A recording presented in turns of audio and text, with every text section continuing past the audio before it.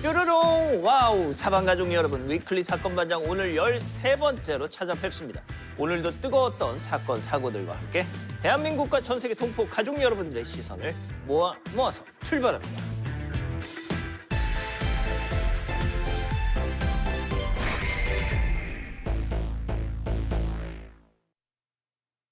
자, 큰 화제가 됐던 사건 되짚어보는 사반 핫픽 시간입니다. 자, 첫 번째는요. 거제 폭행 피해자 사망 사건입니다. 자, 이 사건 정말 입에 담기 힘들 정도로 참혹했던 사건입니다. 대학생 이효정 씨가 전 남자친구로부터 폭행을 당한 뒤 안타깝게 숨진 사건 저희가 전해드렸죠. 이 폭행 사건 직후 효정 씨와 어머니의 실제 통화 녹취 일단 듣고 가시죠. 엄마, 왜? 엄마, 왜 말을 해? 엄마, 나 빨리 앞으로 와줘. 무슨 일 있어? 네가 나 때렸어. 있어. 네가 나 엄청 때렸는데 나 여기 문제 생겼어.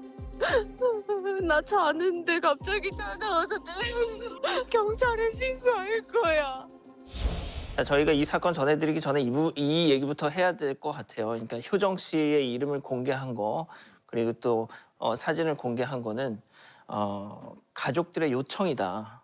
그러지 않고서는 이 사건 가해자를 온당하게 합당하게 처벌할 수 없다는 이 어떤 사법적인 현실 때문에 가족들이 그런 큰 결단을 하신 거다. 이 말씀을 먼저 드려야 될 것 같고요. 자, 정말 이 통화 내용 들어도 너무너무 가슴이 아픕니다. 네, 정말 눈물이 날 정도로 마음이 아픈데요. 지난 1일 오전이었습니다. 효정 씨는 경남 거제에 있는 자취방에서 잠을 자고 있었는데 갑자기 불빛이 번쩍하는 느낌에 잠에서 깼다고 합니다. 전 남자친구가 자취방 비밀번호를 알아내서 무단 침입을 한 건데요. 효정 씨의 뺨을 계속 때린 뒤에 기절 직전까지 목을 여러 차례 졸랐습니다. 뿐만 아니라 머리채를 잡고 바닥으로 내리치고 주먹으로 눈을 가격하는 등 1시간 동안 폭행을 했습니다. 그러다 전 남자친구는 갑자기 미안하다면서 사과를 했고요. 효정 씨는 다급하게 어머니에게 전화를 했던 상황이었습니다. 자, 저기가 그 복층이었잖아요. 복층이 이제 침실이 있는 쪽이니까 천장 이 층고가 낮단 말이죠. 그러니까 몸을 일어나서 어떻게 반항할 수도 없고 그냥 일방적으로 폭행을 당한 겁니다. 자, 이렇게 폭행을 당했던 효정 씨 병원에 입원했지만 정말 안타깝게 세상을 떠났어요. 네, 효정 씨는 거제의 한 병원에서 뇌출혈 등 전치 6주의 진단을 받고 병원에 입원했습니다. 그런데 입원 치료를 받던 지난 10일 상태가 급격하게 나빠졌는데요. 효정 씨는 어머니에게 전화를 걸어서 엑스레이를 찍고 왔는데 상태가 심각한 것 같다. 사물 구별이 안 될 정도로 앞이 거의 안 보이고 귀도 먹먹하다라고 했습니다. 결국 중환자실로 옮겨졌고 산소 포화도가 떨어지면서 손톱에 청색증이 나타난 게 보였다고 합니다. 급하게 부산과 창원의 대학병원으로 전원을 요청했지만 모두 거절했고요. 결국 효정 씨는 안타깝게 숨을 거뒀습니다. 자, 안타깝게 세상을 떠났습니다. 그런데 저자가 저렇게 끔찍하게 1시간이 넘게 폭행을 저지른 이유가 뭔지 아십니까? 자, 효정 씨 어머니 얘기 직접 들어보시죠. 맞았는 날 있잖아요. 그 전날이 자기들 만난 날, 그 만난 날 3주년이래요. 근데 그 전날이 3주년인데 자기하고 안 있고 친구하고 있었다고. 예, 갑자기 전화도 막 20통인가 이렇게 막 들어와가 있고 눈을 떠보니까 너무 전화가 많이 들어와 있어서 차단을 시켰대요. 갑자기 급하고 나서 얼마 안 있어서 구타가 시작됐다고 하더라고요. 아니, 헤어진 사이에 무슨 기념일을 챙깁니까? 왜 혼자 기념하냐고요. 그리고 저 짓을 과연 전날만 했을 것이냐? 아니죠. 일상다반사였다는 겁니다. 그래서 효정 씨는 여름에도 계속 긴팔을 입고 다녔다고요. 네, 친구들 사이에선 이미 유명했습니다. 그런 상황들이 유명했고요. 효정 씨와 가해자는 고등학교 동창으로 고등학교 2학년 때부터 교제를 했습니다. 하지만 가해자는 효정 씨에게 집착을 하고 상습적으로 폭행을 행사했습니다. 견디나 못한 효정 씨가 거듭 헤어지자고 했지만 가해자는 받아들이지 않고 더 심하게 폭행했고 집을 찾아오기도 했습니다. 친구들과 함께 있는 공개적인 자리에서도 상습적으로 폭행을 해서 멍이 들었고요. 효정 씨도 여러 번 저항했고 친구들이 말리기도 했고 또 경찰도 11번 넘게 출동했었다고 합니다. 하지만 효정 씨도 가해자에게 저항했기 때문에 쌍방폭행 우려가 있어서 흐지부지 넘어가게 됐다고 합니다. 자, 저자가 이 효정 씨에게 얼마나 집착을 했는지, 야, 저는 대학까지도 하향 지원을 해서 효정 씨 그 과로 따라갔을 정도였어요. 자, 효정 씨 아버지께서 하신 말씀 듣고 가시죠. 효정이가 다니고 있는 대학교 간호과를 이 친구가 하향 지원을 해가지고 들어갔다. 우리 딸은 이제 간호과에 이제 지원을 했고, 경북 경상시에 있는 이제 간호과에 지원했고, 이 친구는 성적이 상당히 좋았거든요. 그래서 상급 대학에 얼마든지 갈 수가 있었어요. 근데 딸이 자꾸 학교에 적응을 못 하는 거예요. 아빠 나 집에 가고 싶어. 엄마 나 집에 가고 싶어. 실제로는 이 친구가 효정이를 그렇게 때리고 또 했답니다. 그 학교에서도. 아까도 얘기했지만 얼마나 집착을 했으면 대학교 하향 지원하면서까지 효정 씨를 따라가냐고요. 심각한 상황이죠. 유족과 지인들의 주장에 따르면 가해자는 더 좋은 대학에 진학할 수 있는 성적에도 효정 씨가 지원한 대학 간호학과에 하향 지원을 해서 입학을 했습니다. 고등학교 시절부터 가해자가 효정 씨를 폭행했었기 때문에 부모님들끼리 만나서 졸업 이후에는 아이들이 못 만나게 하자라고 이유였는데도 불구하고 혼자서 이런 선택을 한 겁니다. 효정 씨와 같은 대학에 진학한 이후에 집착과 스토킹은 더 심해졌고요. 휴대전화 검사를 하는 건 물론이고 편의점 하나도 혼자 못 가게 일거수일투족을 감시했습니다.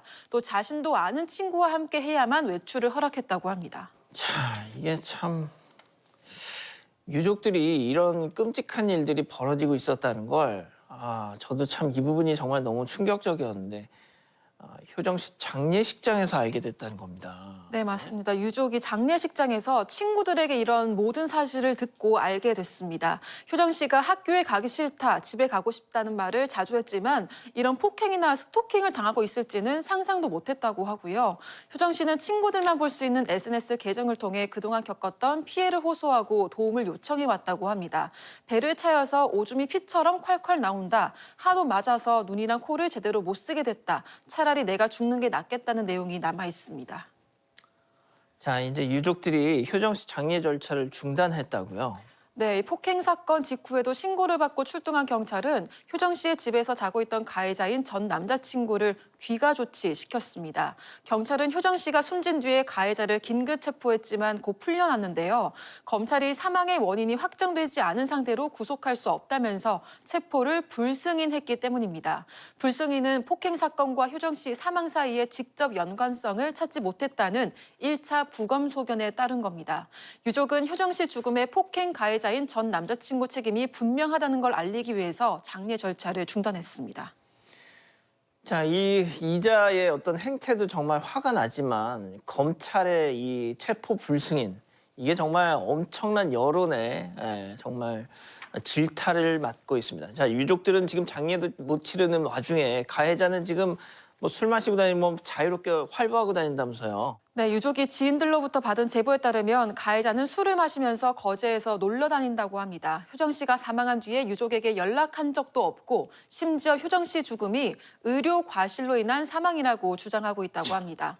효정 씨는 평소 앓고 있었던 질환도 없었고요. 공식적인 사망 원인은 다발성 장기 부전으로 장기 기능이 저하 또는 상실된 겁니다. 폭행과 사망 간의 연관성이 정확하게 밝혀지지도 않았기 때문에 제대로 기소가 될지 불투명한 상황이고요. 유족은 가해자에 대해 상해치사와 스토킹 혐의로 고소했습니다. 경찰은 가해자에 대해 상해치사 혐의로 구속영장을 다시 청구하기 위해서 준비를 하고 있고요. 주거침입 포함도 검토하고 있다고 전했습니다. 자, 우리 가족 여러분들께서 정말 이 사건 마음 아파하시고 분노하시고 정말 뭐 당장 저희 이 소식을 전했던 저희부터 그랬으니까요. 정말 엄벌을 촉구하고 계세요. 네, 많은 댓글들을 남겨주셨는데요. 딸 가진 아빠입니다. 내 딸에게 저렇게 해서 딸이 숨졌다면 저는 그놈 찾아서 죽이고 세상을 떠나겠습니다. 저 부모님 심정이 어떨지 상상도 안 됩니다라고 하셨습니다. 또 스토킹 폭행으로 11번 신고했는데 해결이 안 되고 야간 주거침입 폭행으로 사망했는데 풀어주고 병원에서 안 받아줬다. 이게 나랍니까? 라고 하셨고요. 또 처음에 울면서 통화하는 거 보고 정말 눈물이 났습니다. 가해자 신상 공개 좀 해주세요. 라는 의견도 많았습니다. 이미 신상이 털렸더라고요. 뭐 지금 온라인 커뮤니티 같은 데 둥둥 떠다니고 있습니다. 2004년도에 거제도의 한 고등학교를 졸업했던 김모. 저희가 지금 당장은 저자의 어떤 신상을 공개하지는 않겠습니다만 어떤 형사 사법 절차가 진행되는 그걸 보면서 적절한 시기에 저자의 신상을 한번 공개하는 것도 검토를 해보겠습니다. 이 피해자는 간호사를 꿈꾸던 평범한 대학생이었습니다. 숨지기 전 어머니께 마지막으로 남긴 말이 나 살 수 있겠지였다고 합니다. 효정 씨가 편히 눈을 감을 수 있게 한치의 억울함도 남지 않도록 저희도 계속 지켜보겠습니다. 첫 번째 핫픽 이렇게 정리하고요. 두 번째 핫픽 이어갑니다. 자, 4번 핫픽 두 번째는요. 먹튀범이 남긴 쪽지입니다. 자, 이번엔 식당 먹튀가 아니라 미용실 먹튀였어요. 네, 미용실 먹튀였습니다. 서울의 한 미용실 원장님이 보내주신 제보인데요. 지난 9일 원장님이 혼자 일할 때 20대 남성이 들어와서 예약을 안 하고 왔는데 머리 탈색할 수 있냐고 물어봤습니다. 지금은 시간이 안 되고 1시간 뒤쯤 예약하고 오라고 했는데 남성은 알겠다고 하고 나가더니 1, 2분 만에 다시 들어와서는 예약을 했고 미용실에서 그냥 기다리겠다고 하고 1시간이나 기다렸다고 하고요. 탈색 시술은 잘 끝났는데 계산대에서 사건이 벌어졌습니다. 계산대에서 무슨 사건이 벌어진 겁니까? 네, 당시 상황이 담긴 CCTV 화면을 함께 보겠습니다. 분홍색 상의를 입은 남성이 탈색 시술을 마치고 계산대로 향했습니다. 지갑을 찾는 듯 주머니를 이리저리 뒤지던 남성이 가방을 바닥에 내려놓고 가방도 이리저리 뒤지는데요. 원장님이 자리에서 일어나자 갑자기 계산대 위에 쪽지를 쓱 올려둡니다. 그러더니 냅다 줄행랑을 치는데요. 아하. 원장이 다급하게 쫓아갔지만 결국 못 잡았다고 합니다. 결국 탈색 시술 비용 64,000원 받지 못했습니다. 자, 먹튀범이 돈 대신 남긴 쪽지 무슨 내용이 적혀 있었는지 미용실 원장님 얘기 직접 들어보시죠. 돌아와서 이제 그 쪽지 내용을 보니까 저는 22살이고 작가를 준비하고 있는 사람이고 제가 지금은 형편이 좀 어렵고 돈이 없다. 그래서 나중에 제가 성공을 해서 돈을 벌면 이 은혜를 꼭 갚겠습니다. 정말 죄송하다. 막 이런 식으로 적혀 있더라고요. 그 종이에 적은 것도 미리 적어온 게 아니라 매장에서 적은 거예요. 그 사람이 대기하면서 구석에 앉아 있었는데 거기에다 쪽지를 하나 엄청 길게 장문으로 적어놓은 게 이제 두 번째 쪽지를 다음날 발견한 거고요. 은혜는 갚을 필요 없어요. 돈을 갚아야지. 네, 저 먹튀범이 남긴 쪽지는 모두 2개였습니다. 하나에는 정말 죄송하다는 말이 적혀 있었고요. 뒤늦게 발견된 쪽지에는 자신의 처지를 주저리 써놨습니다. 작가를 준비하고 있는 사람이고 지금은 형편이 좀 어렵고 돈이 없다. 나중에 성공을 해서 돈을 벌면 이 은혜를 꼭 갚겠다는 내용이었는데요. 또 원장님이 다른 손님이 교통사고 당한 이야기를 들으면서 공감해준 이야기를 들었는지 저도 공황장애가 있고 몸이 좀 안 좋은데 극복하고 있다. 손님 말에 공감해주는 모습에 감동받았다는 내용도 적혀 있었다고 합니다. 야, 이거 진짜 병 주고 약 주고 진짜. 자, 쪽지는 그러면은 아예 그냥 처음 들어올 때부터 써놓고 들어온 거예요? 어떻게 된 거예요? 아니요, 쪽지를 미리 준비한 건 아니었습니다. 탈색약을 바른 뒤 의자에 앉아서 쪽지를 쓰는 장면이 CCTV에 아하. 고스란히 담겨 있는데요. 원장님은 먹튀 꿈에도 생각 못하고 학생이 공부하는 걸로 생각했다고 그랬겠죠. 합니다. 그런데 돌이켜 생각을 해보니까 먹튀를 사전에 계획한 것 같았다고 하고요. 먹튀범이 기다리는 1시간 동안 매장을 좀 두리번거리면서 사람들이 얼마나 있는지 유심히 봤다고 합니다. 또 시술 끝나고 머리 말리는 과정에서 명함을 하나 달라고 하고 계산대에서도 명함을 달라고 해서 원장님이 정신없는 틈에 도망을 친 겁니다. 아, 이 먹튀범이 진짜 나쁜 게 최소한 쪽지를 미리 써놓고 와서 탈색을 한 그 정성도 지금 없었던 거예요. 그 현장에서 쓴 거 봐봐. 자, 그런데 먹튀범 도망가자마자 원장님께서 바로 추격을 했는데 놓쳤어요. 네, 놓쳤습니다. 잡지 못했습니다. 먹튀범이 처음엔 설렁설렁 도망가다가 원장님이 쫓아오는 걸 알고는 전력 질주를 했다고 해요. 뛰기에 불편한 신발을 신고 있었는데 신발까지 다 벗고 맨발로 도망을 쳤다고 합니다. 원장님이 100m쯤 쫓아가면서 추격전을 벌였는데 동네 지리를 잘 아는지 골목길로 요리조리 도망다녀서 끝내 놓치고 말았다고 합니다. 하하, 진짜 맨발의 투혼. 자, 탈색하고 도망간 건 생계형 범죄도 아니라서 더 괘씸하지 않습니까? 자, 원장님 가만 계셨대요? 아니요, 경찰에 신고했습니다. 사실 원장님은 처음에는 신고를 안 하려고 했는데 생각할수록 분하고 상습법 같다는 생각이 들었다고 해요. 그리고 그냥 넘어가면 인근 미용실이나 다른 업종에서도 먹튀를 할 수 있기 때문에 경찰에 신고하기로 결심했다고 합니다. 또 22살이면 어린 나이잖아요. 벌써 이러면은 나중에 더 일이 커지지 않을까 하는 생각도 들었다고 합니다. 아니, 성인인데 뭐가 어린 나이야. 원장님은 그렇게 생각을 하셨다고 해요. 네, 그래서 차라리 솔직하게 돈 없다고 얘기하고 빌면 그냥 보내줬을 것 같다고 합니다. 현재 경찰에 신고 접수하고 해당 쪽지와 미용실 CCTV 영상 제출한 상황이고요. 무전 취식은 경범죄에 해당하기 때문에 10만 원 이하의 벌금, 구류 또는 과료 처벌을 받을 수 있습니다. 또 고의가 있고 피해 금액이 큰 경우는 사기죄로 처벌도 가능합니다. 이건 뭐 딱 봐도 고의성이 다분한데요. 자, 우리 가족 여러분들도 많은 진짜 댓글 남겨주셨어요. 네, 몇 개 읽어보겠습니다. 형편이 어렵다면서 탈색은 왜 하러 갔냐? 그냥 검은 머리로 다니면 되지라고 하셨고요. 그러게. 꼭 잡아서 삭발령을 해야 한다. 좋습니다. 이런 의견도 있었습니다. 좋습니다. 또 작가로서의 성공이랑 탈색이 무슨 상관이냐라고 하셨고요. 또 이 쪽지 보시면 엄청 감동하고 이해해주겠지 하고 소설 써놨지만 현실은 자범으로 제보됐다라고 하셨습니다. 그렇군요. 자, 미용실 먹튀범 사반 본방송이 나간 뒤에도 아무 연락이 없었다고 하는데요. 얼른 빨리 자수해서 광명 찾길 바라면서요. 자, 두 번째 핫픽 이렇게 정리하고 사반 키워드 이어갑니다.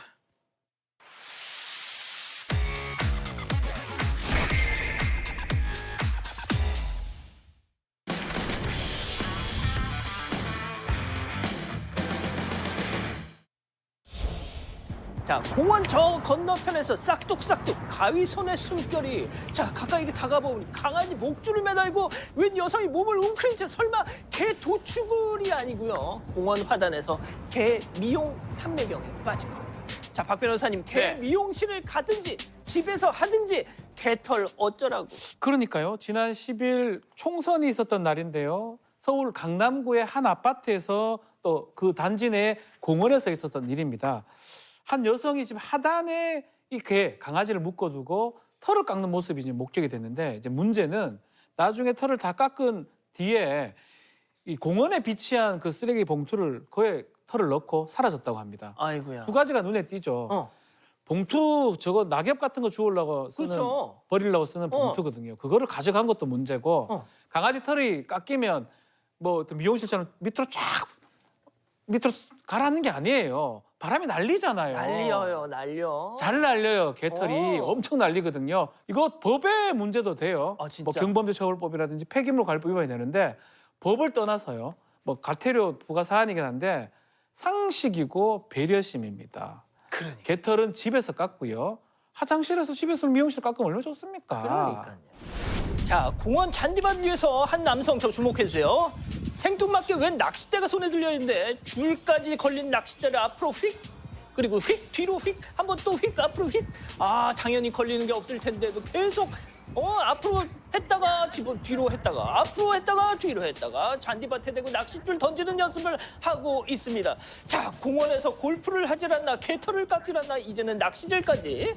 그러게 말입니다. 지금 보신 영상은 지난 13일 서울 노원구의 한 공원에서 찍힌 겁니다. 이 제보하신 분에 따르면 지난해에도 동네 공원에서 저렇게 연습하는 모습을 봤다라는 거예요. 그런데 얼마 전에 가보니까 아직도 저렇게 있더라라는 얘기입니다. 이 제보하신 분에 따르면 여기가 이 잔디밭에 사람도 있지만 반려견도 같이 출입할 수 있는 곳이래요. 그래서 평소에 주변 사람들이 왕래가 많은데, 저기서 이분이 말씀하시기로는 적어도 1시간 이상 저렇게 연습을 하고 있으면 아무리 그 바늘이 안 달려 있다고 할지라도 불안하잖아요. 옆에 갈 수가 불안하죠. 없지 않습니까? 자리를 다 비웠더라는 겁니까? 그러니까 저 넓은 반경을 혼자 결국 차지를 한 셈인데, 뭐 그래서인지 모르겠는데 지금 보시는 공원 내 위험행위 금지라는 팻말이 지난해에 붙었었대요. 아이고야. 그런데 몇 개월 있다가 또 사라졌답니다. 저기 이제 긴 물건을 휘두르는 행위, 아마 이제 구청에 민원이 들어가니까 저렇게 팻말을 붙였다가 딱 대놓고 지목을 한 거네요. 근데 또 저게 없어졌다는 거예요. 제보자분 다시 구청에 민원 제기하시겠다고 합니다.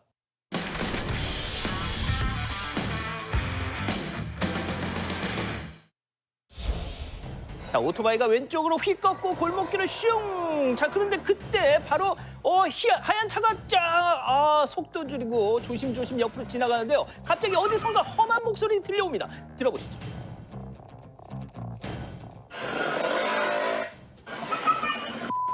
여기에 온 데 아저씨 왜 욕하냐고요? 회사 말라고. 회사 다니면 국회 와라는데 욕을 하냐고요. 놀랬잖아. 40만 놀랬어요?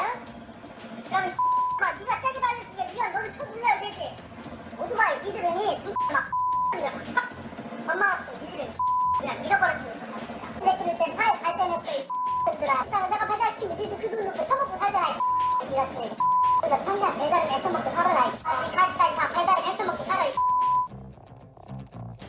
차는 좋은 거 타고 다니면서 입에는 걸레를 물고 계셔. 저 양반은 배달 음식 한 번 시켜 먹은 적도 없나 봐요. 배달이나 해쳐 먹어라 하는 거 보니까 참나. 저거는 이제 지난 4월 9일 저녁에 오토바이가 골목길을 주행하던 중에 맞은편 사거리에서 외제차가 좌회전해서 뭐 골목길로 진입을 합니다.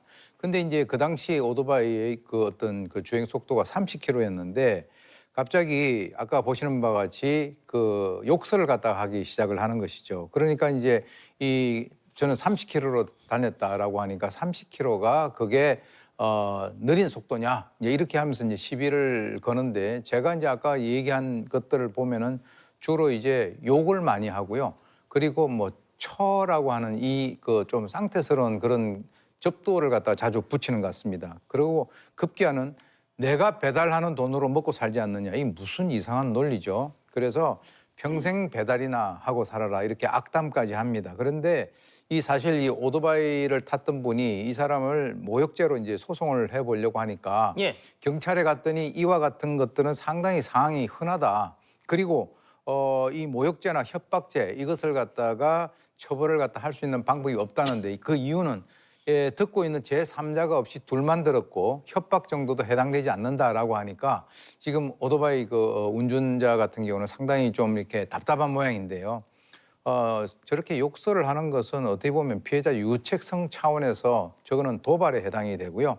그리고 인간 간의 관계가 저렇게 험악하게 되면 이 삶의 질이 상당히 떨어지는 그런 사회가 됩니다. 아까 저분이 뭐라 그랬냐면 사회 발전이 없다라고 하는데 사실 사회 발전에 기여를 하지 못하는 분은 바로 저 사람 같습니다.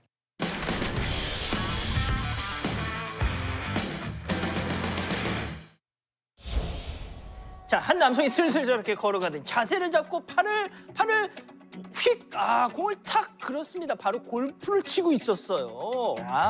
자, 보행로에 사람이 지나가는 말든 바로 옆에서도 또 그냥 팍, 자, 여기가 어디냐? 골프장 아니죠. 풍납토성 맞습니다.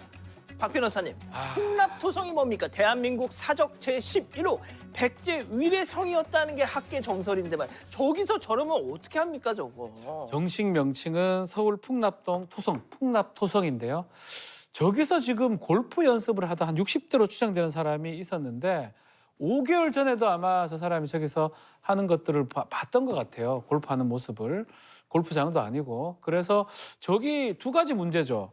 문화재를 훼손할 수 있습니다. 저 잔디 하나하나 또 밑에 하나하나가 다 유적이고 문화재이기 때문에 저렇게 골프 치면 안 되고요.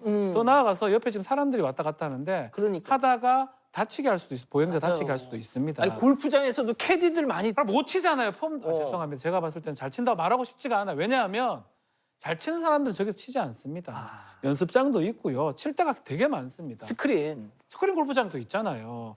근데 저기서 하필이면 저기서 치고 좋다고 걸어다니면서 있는데 저 문화재로 지정된 거기 때문에 만약에 훼손하게 된 거나 이러면 문화재 보호법도 문제가 되고 또 길 걸어가는 사람들 다치게 하면 또 그것도 문제가 될 수 있기 때문에 다시는 저렇게 해서는 안 될 것 같습니다. 그러니까요. 골프장에서 하세요. 깜짝이야. 토성에서 왜 그걸 아이, 합니까? 그만입니다. 예. 해수욕장 위에 세 사람이 저렇게 옹기종기 있죠. 대체 뭘 하는가 좀 앞으로 가서 봤더니 맨 오른쪽 남성 손에 웬 골프채가 있습니다. 하하, 이런. 자, 팔을 휙.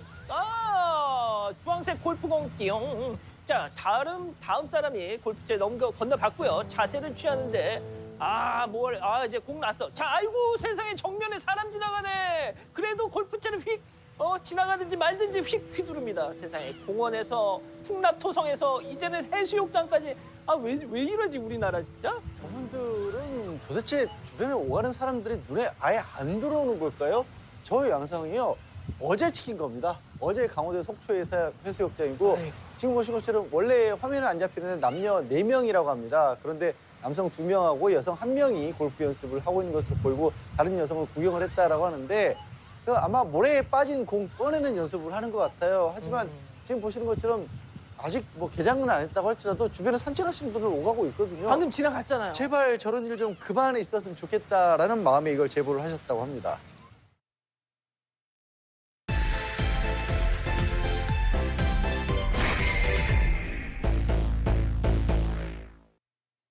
위클리 사건 반장에서 야심차게 준비한 사반 제보 후 시간입니다. 사반 제보 후에 어떤 일이 벌어졌는지 낱낱이 파헤쳐보는 코너죠. 첫 번째 제보 후 국밥에서 나온 담배입니다. 자, 먼저 지난 방송 내용 보고 오시죠. 지난 금요일 새벽 광주의 한 식당은 여느 때처럼 손님들로 북적였습니다. 그런데 갑자기 한 테이블에서 남성 손님이 여직원에게 고래고래 소리를 지르면서 항의를 하기 시작하는데요. 이제 소리를 지르면서 사장 당장 나오라 그래. 이게 뭐 하는 짓거리야 라고 하면서 음식에서 어떻게 이런 게 나올 수가 있어. 당신 음식 재활용했지. 음식을 재활용한 것을 인정을 해라 라는 식으로 계속 말을 했고요. 먹고 있던 국밥에서 담배가 나왔다는 겁니다. 경찰이 출동한 후에야 상황이 마무리되는데요. 뒤늦게 확인한 CCTV에서 놀라운 사실이 드러납니다. CCTV에 포착된 그날의 상황을 짚어봅니다.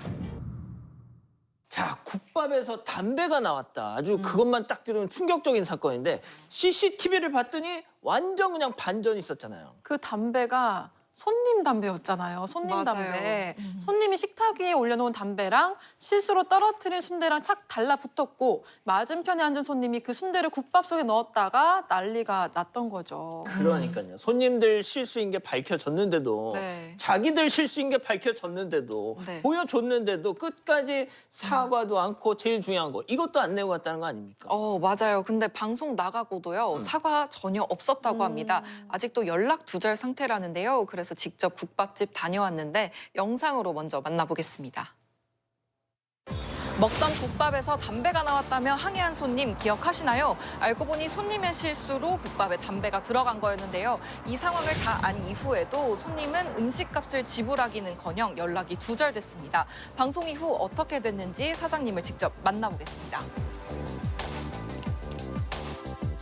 오히려 JTBC 방송에 나가고 난 후에 본 영상 클립과 뉴스 한 2건 정도를 제가 그분 개인 카카오톡으로 보냈습니다. 이슈화가 되고 있으니까 사과라도 해주시고 하시면은 저희는 뭐 그냥 형사건이든 취하하고 그냥 조용히 갈 의도가 있다라고 했는데 그것도 소위 말하는 익십을 당했습니다.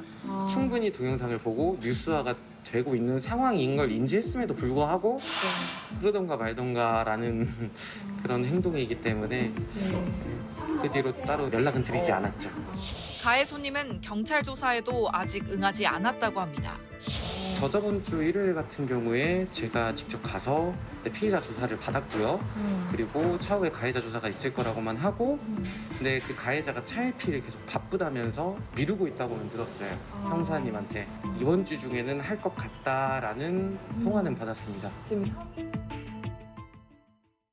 저 이제 알았네. 그러니까 친절히 너 방송 나왔다, 사건 반장 나왔다 그 링크까지 보내줬다는 거 아니에요? 맞아요. 그런데도 아무 연락도 없었다는 거죠. 아니 당연히 잘못을 인정하고 사과도 하고 음식값도 지불을 해야죠. 이해가 안 가네요. 그러니까요. 이 게다가 경찰 조사까지 계속 미루는 게 저는 제일 화가 났는데 사장님 입장에서도 이제 너무 괘씸할 수밖에 없을 것 같습니다. 그러니까 말이죠. 자, 그 중요한 건 영상 보셔서 아시겠지만 다른 손님들도 다 계시는 상황에서 저렇게 난동을 부렸는데 네. 그 후에 손님들이 줄거나 그러지는 않았답니다. 다행히 담배 사건 이후에도 매출에 큰 영향이 있지는 않았다고 합니다. 뭐라고 하는 손님도 아직까지는 없다고 합니다. 그건 진짜 다행이네요. 근데 그때 맞아요. 현장에 있었던 직원이 되게 놀랐을 것 같은데 지금은 좀 괜찮나요? 안 그래도 여전히 불안해 하신다고 합니다. 당시 상황이 CCTV 영상 속에 담긴 것보다 더 많이 험악했다고 하는데요. 사장님 목소리로 직접 들어보겠습니다. 사건은 지난달 29일 목요일에서 금요일로 넘어가는 새벽에 일어났습니다. 그때 새벽 1시가 가까이 됐을 때에 여자 1명, 남자 1분이 입실을 하셨고 이제 주문을 하셨습니다. 무듬 수육, 소주 하나, 밥 하나 이렇게 해가지고 식사를 하시다가 한 30분 정도가 지나서 갑자기 이제 국밥에서 담배가 나왔다 이제 항의를 했고요. 그리고 이제 그거를 받은 종업원은 그걸 들고 이제 주방으로 들어갑니다. 근데 이제 좀 확인을 하고 있는 와중에 이제 그 손님분들이 이제 소리를 지르면서 항의를 시작했죠. 주변에 계신 손님분들이 쳐다보고 그리고 담배가 나왔다 이게 뭐 하는 짓이야 라고 하니까 옆에 이제 바로 옆에 테이블에 계시는 손님분들도 국밥을 끓이려고 하는 상황에서 그냥 안 먹을라요? 나 갈랍니다 하고 말을 하고 나가시더라고요. 1시간가량 이제 계속 이제 이야기가 오고 가면서 주된 내용은 그거였어요. 음식물 재사용을 인정을 해라. 이게 담배가 어떻게 나올 수가 있냐. 당신 같은 것들은 영업을 하면 안 돼. 여기는 망해야 돼. 내가 할 수 있는 데까지 다 해서 여기는 문 닫게 만들겠다라는 게 이제 꼭 소리 지르면서 그거를 계속 반복을 했죠. 그래서 음식물을 재활용은 요즘 시대에는 있을 수도 없는 일이고 그리고 재활용을 한다고 그걸 인정을 해야지 뭔가 자기들의 화가 풀릴 것 같긴 한데 끝까지 인정을 안 하니까 이제 114 쪽에 전화를 해서 이런 구청 이런 식품위생과에 전화 연결을 이제 하고 그리고 본인들이 경찰에도 이제 신고를 했죠. 출동한 경찰이 가해 손님을 귀가 조치했지만 상황은 끝나지 않았습니다. 직접 출동한 경찰분을 이랑 통화도 했거든요. 근데 그분 같은 경우에는 분명히 귀가 조치를 했고 재입시라면은 업무방해나 이런 여지가 있으니까 귀가하시고 내일 아침에 뭐 구청 관할 부서에 신고를 하시던가 하셔라 라고 이제 이야기를 했다고 경찰을 보내고 자기들이 다시 찾아온 것 자체가 저는 좀 이게 진짜 협박이나 좀 여성분들 같은 경우에 그걸 되게 위협으로 느낄 수도 있는 거잖아요. 세상에 그거 보세요. 음식을 재활용한 걸 인정할 때까지 난동을 피웠다는 건데 아니 세상에 재활용했으면 그 장초가 온전히 고스란히 있겠냐고요 거기에. 이렇게 난동을 부리면은 그 현장에 있던 직원 진짜 무서웠을 것 같아요. 아직까지 불안해하는 게 이해가 됩니다. 맞아요. 본방 때도 언급하긴 했는데 그 난동 부릴 때 다른 손님 한 분이 이제 말렸다고 했잖아요. 맞아요. 저 막 아이 그만 좀 하세요 하면서 막 말렸잖아요 막. 맞아요. 이 경찰이 담배 손님을 내보냈는데 10분 뒤쯤에 다시 찾아와서 주방까지 들어가서 또 난동을 피운 겁니다. 주방에는 흉기가 될 수 있는 그 조리 도구들이 굉장히 많잖아요. 그렇죠. 그래서 좀 걱정되는 상황이었는데 그때 식사를 하시던 한 남성 손님이 이제 벌떡 일어나서 이 담배 손님을 제지한 거라고 하더라고요. 야, 보통 그러기 쉽지 않은데. 그렇죠. 쉽지 않은데 대단하신 것 같아요. 그 상황에 나서는 게 되게 감사한 분이네요, 진짜. 맞아요. 사장님도 그래서 감사의 마음을 전달하고 싶다고 그 손님을 찾는 현수막을 식당 앞에 이렇게 크게 진짜? 걸어 놓으셨더라고요. 지금 화면에 나가고 있는데 공유하고 싶어서 이렇게 찍어 왔습니다. 야, 세상에 그분이 안 나타나셨구나 아직. 아직 안 나타나셨대요. 자, 지금 화면 보시는 그게 바로 그 실제 가게 앞에 걸린 현수막입니다. 그 진상 제지해준 멋진 손님 누군지 알고 계시거나 당사자시면 꼭 저희한테 연락 주시고요. 이 사장님의 감사의 마음을 전하는 차원에서 뭐 쿠폰이라도 드리는 건가요? 뭐라도 이제 보답을 하시지 않을까요? 혹시 우리한테는 뭐 없나요? 저희 한번 가면은 좀 맛있는 거 먹을 수 있나요, 이제? 죄송합니다. 쓸데없는. 예. 네. 아니 그 일면식이 없던 손님도 되게 나서 주셨잖아요. 그럼 그 맞아요. 담배 손님 일행이었던 손님은 난동 부리는 걸 좀 막아줬나요? 제가 아까 잠깐 말씀드리긴 했는데 여성 손님이 처음에는 뭐 나올 수도 있지 이러면서 조금 말렸대요. 그 맞은편에 있던 사람. 네, 그 여자 일행. 손님. 네, 맞아요. 근데 그러다가 나중에는 똑같이 이제 목소리를 높이면서 음식 재활용한 거 인정해라 막 이렇게 했다고 하더라고요. 허허, 유유상종. 하하, 괜히 나온 말이 아니죠.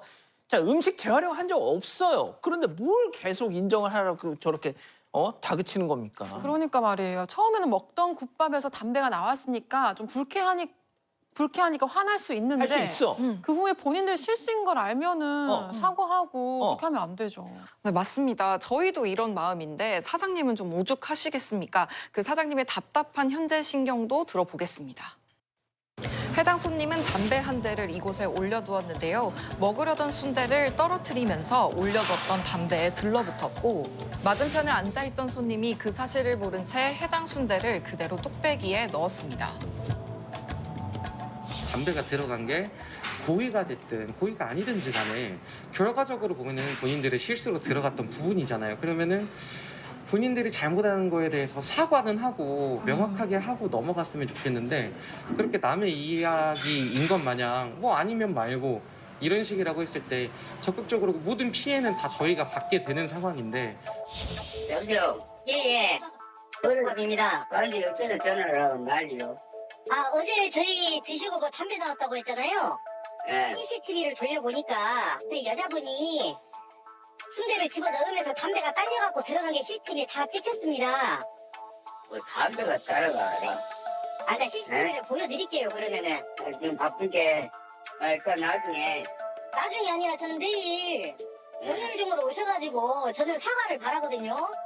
일단 알았어.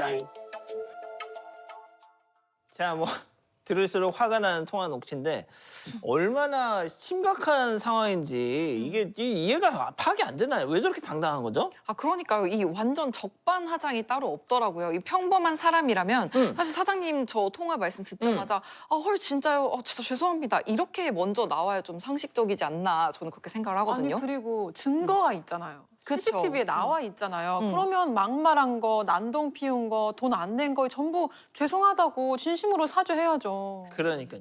이건 뭐 회피한다고 해서 해결되는 게 아닌 것 같은데 무슨 배짱인지 그러니까 솔직히 잘 모르겠어요. 왜 저렇게까지 나오는지. 저도 조금 이해가 안 갑니다. 이 사장님께서 그 담배 손님이 지금이라도 사과한다면 받아줄 의향이 있으시다고 했는데요. 사장님께서 남기신 마지막 말씀도 들어보겠습니다. 당연히 음식값은 31,000원밖에 안 됩니다. 근데 그걸 떠나서 저희는 그냥 사과를 받고 싶은 거예요. 실질적으로는 뭐 민사적으로 따지고 봤을 때 저희 가게 이미지나 평판적인 손해를 어떻게 금전적으로 그거를 계산을 할 수 있는가는 좀 어려울 거라고 당연히 봐요. 술김에 그랬다고 하면은 다음날 일어나서 술이 깼으면은 제가 어제 술김에 이렇게 했는데 죄송합니다 라고 하면은 끝날 일이었는데 현재까지 연락도 한 번 없고 심지어 경찰 조사도 적극적으로 임하지 않고 있고 차일피일 미루고 있는 상황이잖아요. 절대 합의를 할 생각은 전혀 없습니다. 그냥 본인이 벌을 받았다고 인정이 되면은 그만큼 벌을 받으시고 그랬으면 좋겠어요. 상가 이런 모임들이 있어요. 여기가 첨단지구인데 첨단지구 상인회라는 모임이 있어서 그분들은 이런 블랙 컨슈머에 대한 아픔을 다 가지고 있는 분들이에요. 그래서 그분들이 또 남의 일 같지 않게 또 위로해 주시고 도와주시고 하니까 그나마 이제 힘이 납니다. 그래도 사장님 주변에서 응원을 많이 해주신다고 하니까 그나마 맞아요. 다행인 것 같아요. 사장님이 사실 큰 거 바라는 거 아니잖아요. 그 담배 손님 얼른 사과하셨으면 좋겠습니다. 자, 이 사장님께 그 사건 반장 방송 링크를 받았으면 분명 봤을 거예요. 봤을 건데 왜 이 인정을 안 하는지 좀 무슨 뭐 믿는 구석이 있는지 모르겠는데 자, 성숙한 시민답게 깔끔하게 내가 오해했다 미안하다 사과하시고요. 자, 첫 번째 제보 후 이렇게 마무리하고요. 두 번째 제보 후 이어갑니다. 자, 제보 후 두 번째 이야기는 4차례의 보이스피싱입니다. 자칭 유흥업소 사장한테 보이스피싱 전화가 무려 4차례나 걸려왔다는 제보인데요. 본방 내용 먼저 보고 오시죠. 지난 1월 출근을 하던 남성에게 모르는 번호로 전화 한 통이 걸려옵니다. 예, 되시죠? 네. 일전에 방문하셨던 스위디시 마사지 가게 사장인데요. 저희 업소 방문하시면서 피해보실 만한 일이 생겨서 연락드렸어요. 피해를 와요? 제가 아가씨 장사가 안 돼서 밑에 있는 실장들 시켜다가 방마다 카메라 설치해놓고 본인 서비스 받으면서 망한 영상 촬영을 좀 했고요. 영상 정리하던 중에 영상이 나와서 연락 한 통 드리게 된 거고. 39년 평생 가본 적도 없고 들어본 적도 없는 마사지 업체에 이름을 대며 대뜸 불법 행위하는 모습을 촬영했고 돈을 주지 않을 시 영상을 유포하겠다라며 협박을 한 겁니다. 남성은 간 적이 없다라고 항변했는데요. 그 말을 하자마자 전화가 또 끊겼습니다. 하지만 그 이후 토시 하나 틀리지 않고 똑같은 말을 한 전화가 또 왔다는데요. 남성을 분노하게 만든 이 마사지 업체 사장의 정체는 무엇일까요? 자, 이거 정말 시쳇말로 골 때렸습니다. 맞아요. 이 제보자 지인들 연락처를 확보해서 영상을 뿌린다고 협박한 게 좀 악질인 것 같아요, 진짜. 가족의 지인들까지 걸고 넘어지니까 저런 협박 전화 받으면 얼마나 무섭겠어요. 그러니까 말이죠. 혹시 본 방송 나가고 나서 네. 방송 나가기 전까지 4번 걸려왔잖아요. 맞아요. 한 번 더 채우지 않았답니까? 저도 그게 가장 궁금했는데 직접 만나고 왔습니다. 다행히 5번째 전화는 오지 않았다고 합니다. 이 제보자에게 똑같은 보이스피싱 전화가 2번이나 왔던 당시 상황부터 먼저 들어보겠습니다.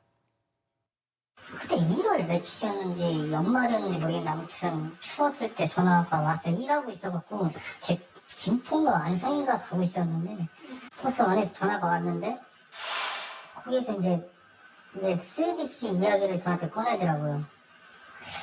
근데 스웨디시가 뭔지를 몰랐어요, 솔직히. 아예 아무것도 모르고 버스 아니라 솔직히 너무 시끄럽고 그 걔도 이제 한 뭐 1분 있다가 이제 조용해지면 그때 이야기하고 그러다가 이제 한 5분 통화하고 그다음에 이제 안 갔다고 하니까 이제 바로 끊어버리더라고요. 솔직히 쫄았죠. 무서웠죠. 지금 힘들어 죽겠는데 돈을 달라고 하니까. 두 번째 전화 왔을 때는 알았죠. 보이스피싱 무조건 알았죠. 왜? 똑같은 레파토리니까. 이제 그때는 알았죠. 그래서 시간을 엄청 끌었어요, 제가. 일부러. 솔직히 그런 생각을 갖고 있었군요. 계좌번호를 받아내서 뭐 그럴 생각도 막 생각을 하고 있었는데 계속 하다가 이제 일부러 시간 끌고 이제 담배를 계속 피고 있어요. 무슨 말을 해야 되나. 솔직히 약 올리기도 하려고 했는데 생각이 안 나더라고요, 머릿속에. 이렇게 계속 시간 끌다가 이제 집에 이제 나들 하더라고요, 그런 말을. 정치하고. 아직까지 사퇴 파악이 잘 안 되시는 것 같은데 지금부터는 사퇴 파악이 좀 되시겠어요? 단독방 하나 만들어서 본인 가족 지인을 설명 등을 초대해놓고 본인 영상 올려가면서 지저분하게 한번 이야기해볼까? 아니면 나랑 좋게 이야기 한번 해볼래요? 좋게 해야죠. 나는 정상적으로 합의가 이루어지면 본인 영상, 개인정보 싹 다 깔끔하게 밀어드려요. 100만 원 이체 준비하세요. 지금 스피커폰 하시고 네. 이체 준비 됐어요? 아직 안 됐어요. 왜 이렇게 오래 걸려요? 왜 이렇게 오래 걸리냐고요? 정씨. 정씨요?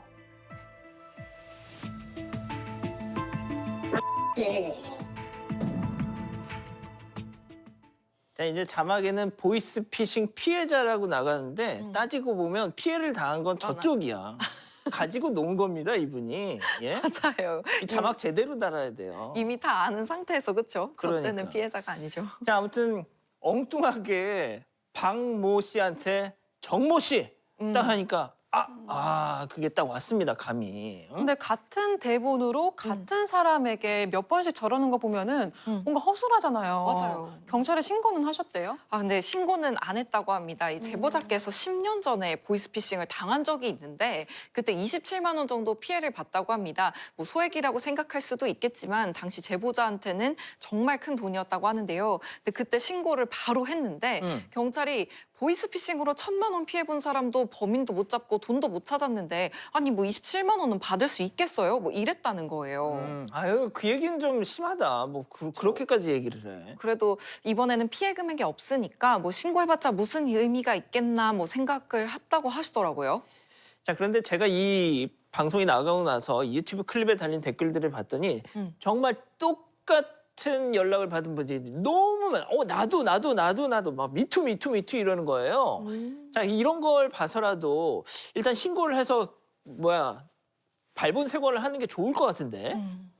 네, 그런데 제보자 번호를 보이스피싱범이 어떻게 알게 된 거예요? 짐작 가는 게 없나요? 짐작 가는 일이 하나 있다고 합니다. 이 지인이 제보자 휴대전화 번호로 그 마사지 업소를 예약한 적이 있다고 합니다. 에? 이 뒤늦게 알게 된 사실, 저희 본방 나가고 나서 이제 알게 된 사실이래요. 왜 남의 친구 번호로 거길 예약을 해? 그러니까 그 당시에는 이제 지인이 휴대전화 배터리가 없어, 형. 근데 내가 예약할 일이 있는데 전화 한 번만 좀 쓰게 해줘. 이렇게 했다는 거예요. 그래서 그래, 그럼 내 거 써라 이렇게 하고 주고 아무 이제 생각을 안 했는데 알고 보니까 이게 마사지 업소였다고 하더라고요. 이 사실을 이제 방송 나가고 나서야 제보자도 알았다고 합니다. 그럼 지인이 사반 방송을 보고 알려준 거예요? 아니요. 지인이 방송을 본 건 아니고 제보자가 나 이런 일이 있어서 JTBC 사건만장에 제보했다 이렇게 얘기를 하니까 지인이 형 내가 그때 휴대전화 빌렸을 때 사실 내가 마사지 업소 예약했어 뭐 이렇게 말을 한 상황이라고 하네요. 자, 뭐가 됐든 간 거는 간 거대로 욕을 먹든 책임을 지면 될 일이지만 그렇게 남긴 정보를 자기들끼리 공유하면서 그걸 범죄에 막 이용하는 건 또 다른 문제지 않습니까? 완전 다른 문제죠. 그런데 이 제보자도 세 번째로 전화가 왔을 때는 전혀 참지 않았습니다. 그 보이스피싱범과의 세 번째 통화 직접 들어보겠습니다. 이랬죠? 네. 예전에 방문했던 셀리치 마사지가게 사장이에요. 네. 어떻게 얼마를 원하시는 거예요? 뭐 본인 지금 쏘고 치는 거예요? 제가 10분 안에 보내는 5천만 원 만들어가지고 보내야 큰 못하죠. 큰 틀에 맞게끔. 그러니까 100만 해준다니까. 100만 원이요? 뭔 소리야. 여보세요. 네, 사장님. 내가 시간이 없어서 지금 말씀드릴게요. 왜 하시는 거예요, 이거? 그냥 제가 뭐 본인 그냥 뿌리면 시작할게요. 뿌려도 되는데 이걸 몇 번째야, 내가 이거 끊고 내가 전화 받을 거야, 안 받을 거야? 딱 말해. 딱 말해. 전화하시라고? 그럼 하려고 할 생각 없는 거잖아. 전화하시라고. 갈게, 지금 경찰서 갈게. 끊지 마. 그러면 여기 영상 보내줄게, 그냥. 너 발급 못할 만한 받고. 보내. 내가 수혜기 한 건도 안 박아서 보내. 뿌려. 지금 당장 뿌려봐. 뿌려봐. 사진이라도 뿌려봐. 정말, 뭐 내용은 다 똑같으니까, 정말, 제가 욱하는 성격이 있는데, 계속 올리게 하더라고요, 계속. 약을 계속 올려서 너무 열받은 거예요. 어차피 근데 제가 빨리 가야 되니까, 일도 가야 되니까, 팍 지는 거죠, 그냥. 뻔히 알고 있는데 계속 그러니까. 지난 4일에 온 마지막 전화도 마찬가지였습니다. 시대시죠? 네. 예전에 방문하셨던 스웨디 씨 마사지 가게예요? 네. 스웨디 씨 마사지 가게요? 네. 이게 끝이에요. 잠결에 받았으니까. 스웨디시 마사지 가게 했는데 네? 딱 이러니까 네. 이 전화를 건 피싱범도 뭔가 이제 이상한 걸 느낀 거야. 그렇죠. 이제 제보자께서 주무시다가 잠결에 전화를 받은 거라 그냥 네 이렇게밖에 이제 제대로 말을 못했다고 되게 아쉬워하셨습니다. 잠결에 네 이 두 마디만 한 게 너무너무 맞아요. 아쉽다. 그것밖에 못한 거죠. 그리고 뭐 사실은 꼭 욕뿐만 아니라 이 보이스피싱범을 잡을 수 있는 단서를 좀 잡고 싶으셨는데 이 전화를 받았던 당시에 뭐 워낙 피곤해서 그런지 그러지 못했던 게 못내 아쉬웠다고 하시더라고요. 그러니까요. 자, 얼마나 약이 오르셨으면 직접 단서를 찾으려고 하셨겠어요. 그 영화 시민 덕희처럼 말이죠. 4번이나 같은 수법으로 공갈 협박을 사실상 한 건데 실제 통화 녹취 듣는 우리들도 이렇게 황당하고 그런데 말이죠. 누굴 바보로 하는 것도 아니고 말이죠. 맞아요. 이 박씨성을 가진 분한테 전화하면서 무슨 정씨하고 그때 본방에서는 그 실명을 얘기를 했는데 네. 그렇잖아요. 맞아요. 이 인터뷰 내내 이 제보자분도 정말 기가 차다는 표정이었습니다. 이 제보자가 마지막으로 남긴 신경도 들어보겠습니다. 아니, 솔직히 잡을 거라고 생각은 못하죠. 뭐 어떻게 잡을 거예요? 얘가 어디 있는지 모르는데. 솔직히 제가 뭐 돈 줄 테니까 이쪽으로 알아보고 올 것 같아요. 안 올 것 같은데? 100%? 솔직히 경찰에다 신고해봐야 어차피 의미 없는 건 저도 알고 있어요. 계속 전화해도 돼요. 안 무서우니까. 깜빡이나 가라. 이제 안 무서우시대. 그러니까 이 지금 보이스피싱 자막이 항상 보이스피싱 피해자로 나가는데 네. 피해자 아닙니다, 저분. 센 분이에요. 맞아요. 아니 범인을 잡을 가능성이 없다고 생각하는 게 좀 안타까운 상황인 것 같아요. 사실 보이스피싱 사건은 좀 지긋지긋하다고 생각하시는 분들이 많을 것 같은데 정말 근절되지가 않네요. 맞아요. 이 본방 유튜브 댓글을 보니까요. 우리 사방 가족 여러분들도 한 번씩은 그 보이스피싱 전화를 받아본 그럼요. 경험이 있더라고요. 이 소름인 거는 수법이 진짜 다양합니다. 그러니까요. 이 소상공인에게는 뭐 은행인 척 저리로 대출 뭐 갈아타게 해드리겠다. 자녀가 있는 분들한테는 뭐 무슨 사고를 당했다. 심지어 아빠 나 지금 납치됐어. AI 목소리. 맞아요. 지금 뭐 별의별 게 다 있습니다. 그런데 최근에 금융위원회에서 이 보이스피싱 피해를 예방할 수 있게끔 제도를 마련했다고 합니다. 우리 사방가족 여러분들도 알아두면 좋을 것 같은데요. 금융거래 사전 차단 서비스인데 대출이나 신용카드 개설 같이 신규 여신 거래가 이루어질 때 일단 차단부터 하고 소비자한테 안내한다고 합니다. 제도가 잘 정착되면 좋겠습니다. 보이스피싱은 돈을 송금하고 나면 잡기가 힘들잖아요. 그래서 예방하는 게 정말 중요할 것 같아요. 맞습니다. 그러니까요. 갈수록 악랄하게 진화하는 것 같습니다. 우리 사방가족 여러분들 돈 얘기하는 전화 받으면요. 일단 의심하세요. 일단 끊으시고 경찰에 신고하시길 바랍니다. 자, 두 번째 제보 후 이렇게 마무리하겠습니다. 자, 사랑하는 사건반장 가족 여러분 행복한 하루 보내시고요. 마지막으로 글로벌 핫픽 전해드리면서 위클리 사건반장 더 뜨거운 이야기들 모아서 인사드리겠습니다. 안녕히 계십시오.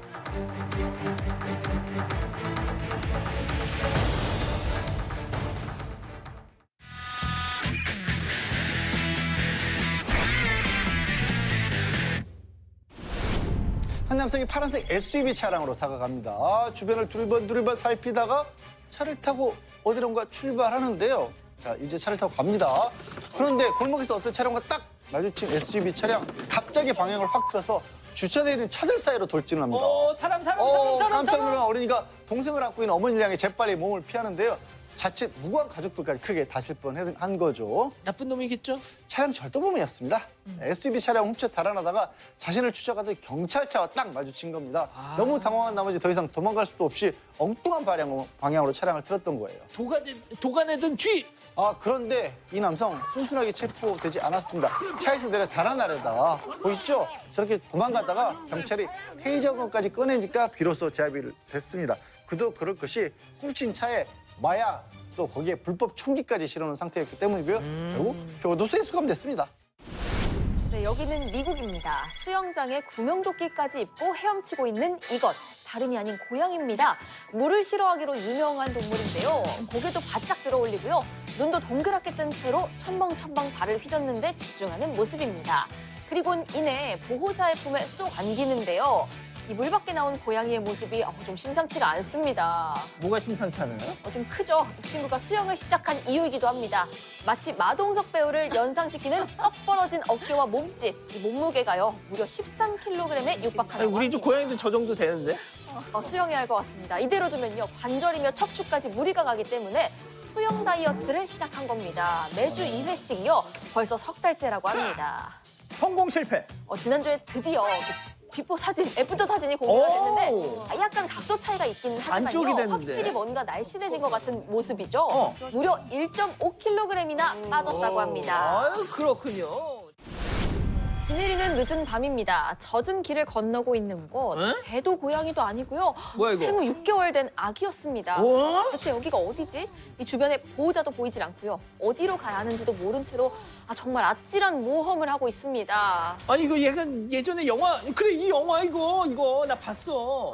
그런데 정말 다행히도 아기에게 구세주가 금방 나타났습니다. 차 타고 도로를 달리던 시민이 이 아기를 발견을 한 건데요. 아이고, 무사히 아기를 세상에. 구출한 남성, 이어서 지나가던 또 다른 여성에게 도움을 요청을 합니다. 이들은 비에 흠뻑 젖어서 추위에 떨고 있는 아기를 위해서 외투를 벗어줬고요. 마치 부모님처럼 우는 아기를 달래고 또 진정을 시켰다고 합니다. 아유, 신고받고 출동한 경찰이 20분 만에 부모님을 찾는데 성공을 했답니다. 그 아기 옷 덕분에 말이죠. 아이고, 그러니까 좀 잘 좀 봤어야지. JTBC